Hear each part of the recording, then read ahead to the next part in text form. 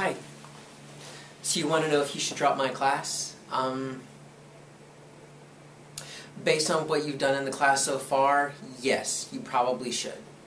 Yes, you've attended every class, but you haven't done anything except take up space. You have breathed everyone else's air. You haven't turned in any assignments. You haven't taken any tests. You really haven't done anything, so yeah, you probably should drop my class, especially since you have an average that's actually lower than your age.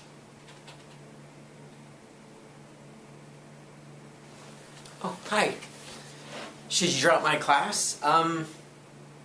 Well, your average is a 50 right now, so that means so far you've done only half the work that you needed to at half the capacity that I require.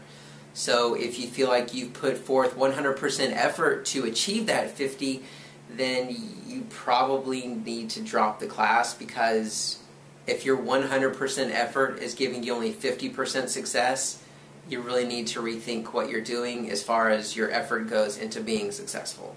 So yes, if you've been working your tail off as hard as you possibly can, harder than a blow dryer and harder than a washing machine, but you've still been working really, really hard to do well in my class, and you've got only a 50, yeah, you should probably drop.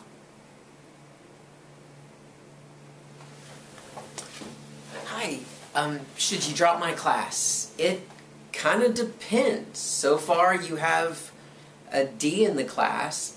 I don't know how much effort you've been putting into everything. I know that some assignments you've turned in late and you've missed a couple of classes here and there.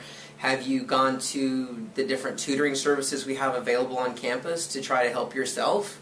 Have you gotten outside help? Have you come to my office before today to get advice on whether or not you should drop a class?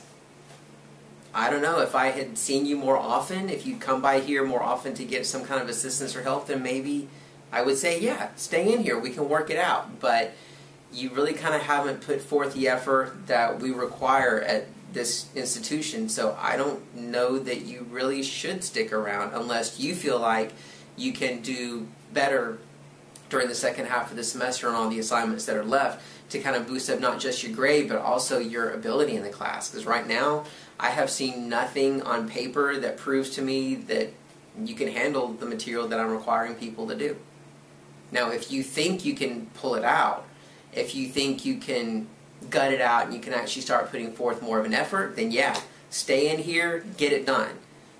But if you don't think you can, then you probably should drop.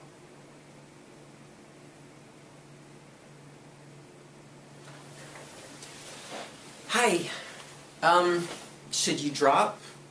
It kind of depends on you to an extent. I mean, you have a C in the class. I don't know why you'd want to drop since you're passing.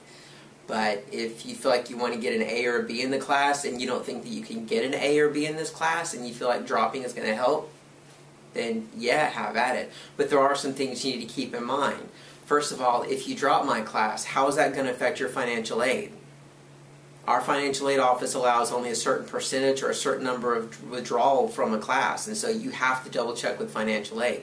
I would go to financial aid office and find out from your advisor exactly how one drop of this class is going to affect you. Another thing that can be affected is car insurance. If you're on your parents' or guardians' car insurance, sometimes insurance policies require that college students maintain full-time status.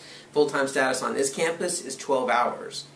So if you don't have at least 12 hours after you drop my class, then you're going to fall below full-time status. That could affect your car insurance. It could affect your resident status. Do you live on campus or do you live off campus? If you live on campus, you have to be a full-time student to stay on campus. So you need to double check with all these different areas too. Also, if you decide you want to drop my class, if you want to add some others, you're going to have to do it pretty quickly, because their deadline for adding classes is kind of drawing to a close. Plus the problem is you have to pay an extra $75 late registration fee in order to sign up for more classes at this point of the semester, because frankly drop ad is over, and so you're dealing with late registration. The other problem too is that you're going to basically be stuck with taking more than likely just PE classes to make up for the hours that you need so you can get back to full-time status. Because right now we don't offer that many classes for the second half of the semester. So you need to kind of think about all these different ideas and areas that you're going to be affected by if you do drop my class.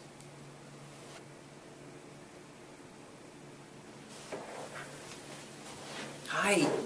I don't think you should drop my class. You have a pretty solid B in here, and Bs are not necessarily rare, but they're kind of rare. So that's pretty good. If you got a B in the class, I would stick it out. You're shooting for an A because you're pre-med, great. Then you know what you need to do to kind of make your grades better and to do better in the class. Not so much improving your grade, but just improving your mastery of the material. So if you really want to get an A, it's possible. It's always possible, especially at this point in the semester. The grades that you have right now are worth only 30% roughly of the overall grade. So we still have 70% left. You have a shot at getting an A. I'm not going to promise you an A. I'm not going to tell you can get an A. You're kind of the only person who can decide if you get an A or not based on the quality of the work that you presented from this point on. If you can prove that you're an A student, that you deserve an A in this class by the work that you present, then you will probably earn your A. But I don't give grades. My students earn their grades. I don't give anything. So, yeah, I would stick around. You've got a B. There's no reason to drop this class, is there? Yeah, I didn't think there was. So, that's my take on it.